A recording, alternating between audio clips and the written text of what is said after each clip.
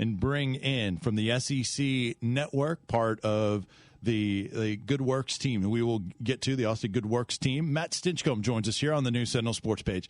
Hey, Matt, it's Vince Ferrara and John Adams. How you doing, Matt? Vince, John, good morning. How y'all? We're great. Appreciate it. John just dropped us, so we'll get John back on the line. He's in Columbia covering the game, and we'll get John back on the line. But Matt, I want to get your thoughts first before we kind of bounce around the SEC, and we'll have you talk about the Allstate Good Works team as well. But I want to get your thoughts from your vantage point on this Tennessee football team. As you well know, Derek Dooley's taking a lot of heat. The players are taking a lot of heat. Fans are not happy. A lot of discussion on Sports Talk about Derek Dooley's future at Tennessee. From your vantage point, what have you seen from this Tennessee football team? Well, certainly it's not the season that anybody was gunning for in Knoxville. And you look at what they've done thus far this year, and you can't, last year you could point to a couple of key injuries, Justin Hunter going down in the Florida game, Tyler Bray injuring his hand versus Georgia. They could have beaten Georgia last year in that ball game. Who knows if Bray stays healthy, and are we still talking about the jobs of the coaches at Tennessee in the same light? Even with a loss to Kentucky at the back end of the season. But this year, when you look at it, and hopes were high coming out of the Chick-fil-A kickoff game because of some of the aspirations of NC State and the way that Tennessee looked as explosive as ever offensively. They at times have been able to establish a ground game, but ultimately it's been through the air. But they've come up short, and they've come up short in games that the fan base is intently paying attention to. The Georgia games, the Alabama games. The loss to Mississippi State, it doesn't help the cause necessarily, but it's not a game that the fan base has typically underlined. But those games are. And, really, there's opportunity in November. But is it going to be enough? And is it going to mean enough if you're able to get victories over on Missouri, Vanderbilt, and Kentucky to finish the season out, given the types of years that they've had? You've got Kentucky who's potentially in a lame duck scenario with Coach Phillips. Missouri is a beat-up squad that has not been what many thought was going to be coming into the season in the SEC East. And so that's the challenge for Tennessee, is that even if they rally at this point, is that enough to assuage some of this concern from the fan base and surrounding that program to keep them from ultimately making the change at the head coaching spot? We're joined by Matt Stinchcomb from the SEC Network. We'll talk to Matt about the Allstate Good Works team. That's coming up here in just a moment. John Adams joining us from Columbia, and Matt, we'll have John jump in here just in 1 second. But to follow up on what you were saying on Tennessee, the switch to the 3-4, I think a lot of people have been angered by that switch. Maybe it didn't make a lot of sense to some fans now, seeing how bad the defense has been for Tennessee. Historically, could end up being the worst in Tennessee history since, I think, 1900. But how much of this, when you watch them, how much of it do you think is that transition to the 3-4, and how much of it is just fundamental stuff and it's on the players to do basic football things that you need to be able to do on defense? Yeah, I think, as a former player, ultimately the coach is coach, but the players have to play. Players have to go out there and actually execute what they're being asked to do. Now, if they're being asked to do too much or if it's overly complex, then that's one thing. But at the end of the day, it's blocking, tackling, pitching, and catching.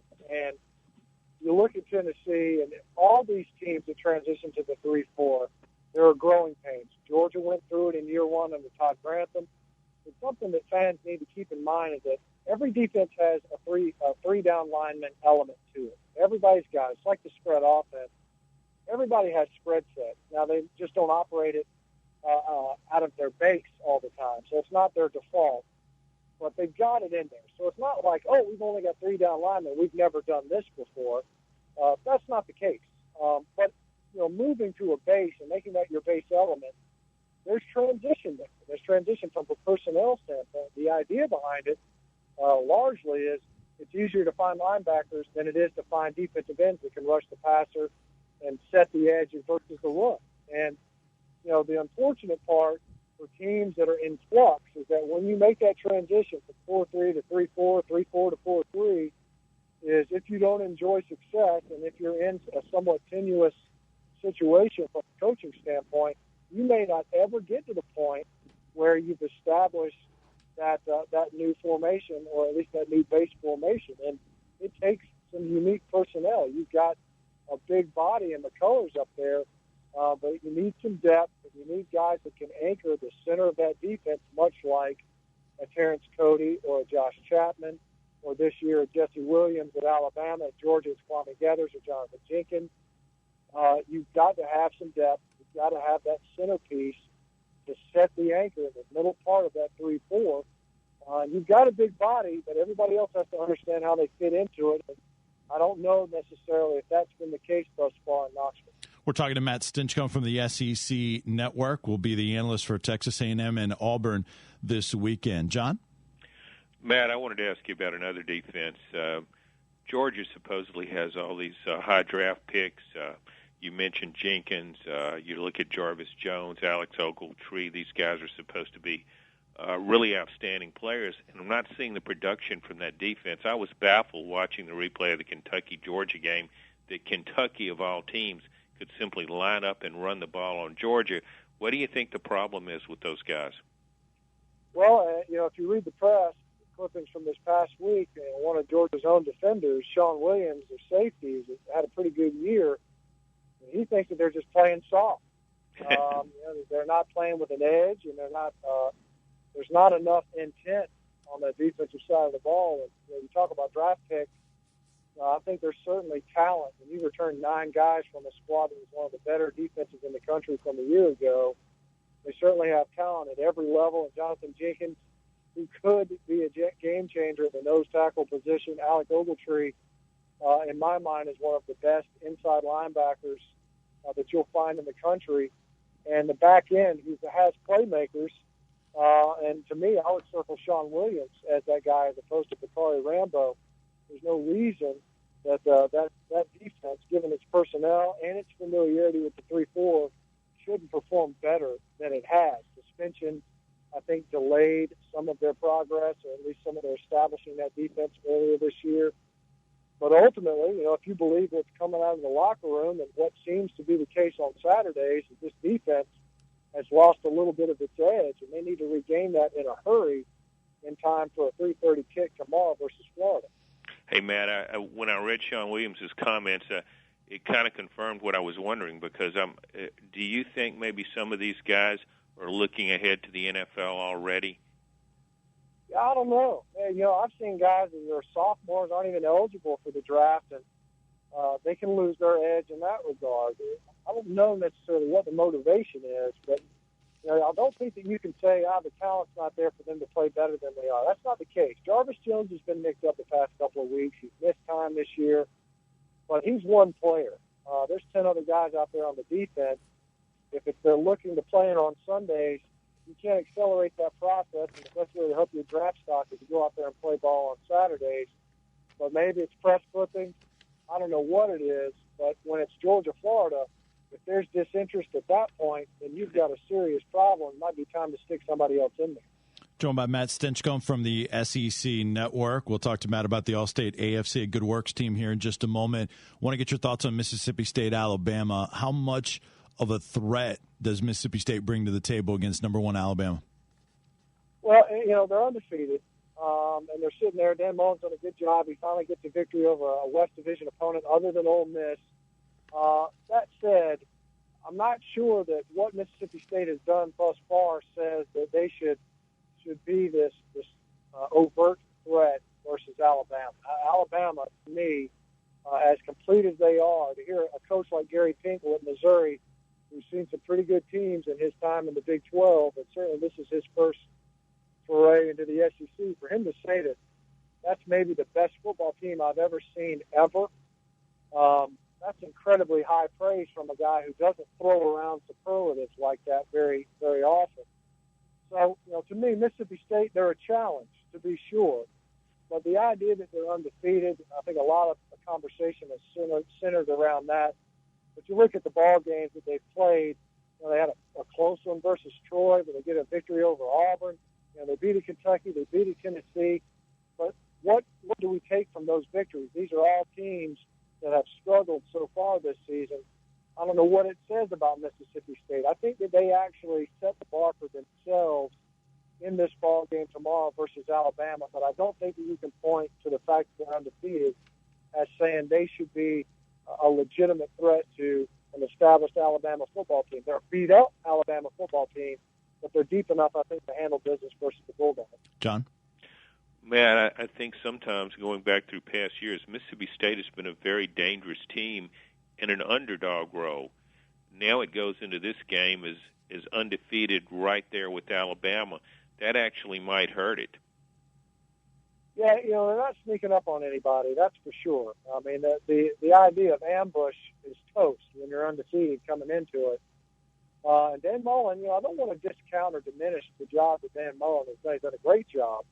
But, when you look at Alabama, it's even if you include the rest of the teams in the country, it's Alabama and then it's everybody else.